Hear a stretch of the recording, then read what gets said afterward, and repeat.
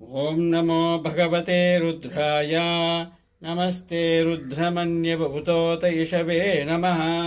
नमस्ते अश्वधन्वने भागुभ्यामुदते नमः।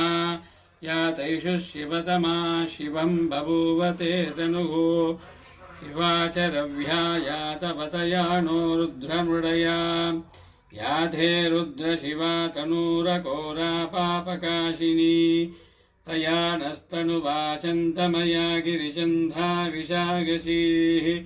यामिषुं गिरिचन्तहस्ते बिभर्ष्यस्तवे शिवां गिरित्रतां गुरुमागिगुंषिः पुरुषं जगते शिवेन वचसा त्वा गिरिशाच्छावतामसि यथा नः सर्वमिज्जगति अक्ष्मगुं सुमना अशते अद्य वोषतति वक्षा प्रथमो